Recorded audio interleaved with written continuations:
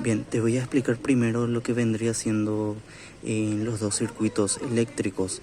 Hay dos. Uno es el circuito en serie y el otro es el circuito en paralelo. En este caso vamos a hablar primero en el circuito en serie. Este sería el circuito de serie. Acá los artefactos van conectados uno seguido del otro.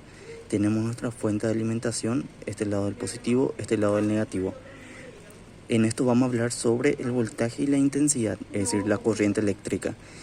Como te había dicho, la corriente es el flujo de electrones.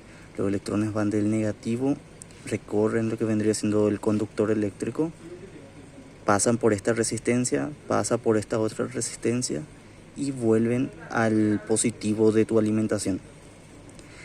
Es decir, la corriente va a ser igual en todo el circuito. Si vos medís acá la corriente y supongamos te da 2 amperes, medí acá va a ser también 2 amperes. Medí acá va a ser 2 amperes, 2 amperes, 2 amperes y 2 amperes. Es decir, la corriente va a ser igual en todo el circuito. ¿Qué pasa con el voltaje? El voltaje es diferente. Vos medís el voltaje con tu multímetro, pones acá tu pin positivo y tu pin negativo y te va a dar 220. ¿Por qué? Porque tu fuente es 220. Medí acá y acá, 220. Pones un pin acá y el otro acá, te va a dar 220. Acá y acá, 220. Acá y acá, 220 voltios. Pero ¿qué pasa? Estos están en serie. Si vos pones tu pin acá y acá para ver cuánto voltaje hay en esta resistencia, no te va a dar 220 porque esta resistencia va a estar consumiendo una parte de ese voltaje y esta resistencia va a estar consumiendo otra parte de ese voltaje. Es decir, supongamos acá va a estar consumiendo en 110 voltios y va a estar consumiendo, que sea 120 voltios y va a estar consumiendo 100 voltios. Es decir, 220 se va a dividir en ambas resistencias dependiendo del valor de la resistencia. En total la suma de estos dos tiene que dar igual al voltaje de la fuente. Eso es lo que ocurre ahora en ese circuito que estamos viendo.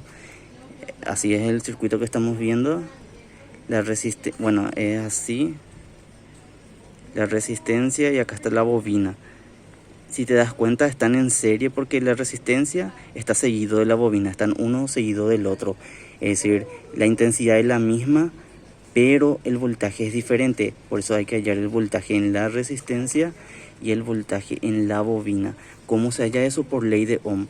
Voltaje en la resistencia es igual a la intensidad total, porque solamente hay una intensidad, la intensidad total por el valor de la resistencia. Por la R, tiene que estar en ohms, por la R, que creo que era 30 voltios. Y luego el voltaje en la bobina, que es VL, porque VL, voltaje de inductor, es la intensidad total por la reactancia inductiva, no por la L que te da ahí el problema, no, por la reactancia inductiva. Eso es el que hallamos. Por ese tiene que ser. Entonces, intensidad total por R, ahí vas a hallar cuánto voltaje consume esta resistencia. Y la intensidad total por la XL, ahí vas a hallar cuánto de voltaje consume esta bobina. Es decir, el 220 se va a dividir. Y supongamos acá consume 100 voltios y acá 120. Quiere decir que este va a consumir 120 voltios, esto es 100 voltios. Y la suma de esos dos siempre tiene que dar el valor de la fuente o aproximado. Trata de hacer, recordate, estas son las fórmulas, la ley de Ohm.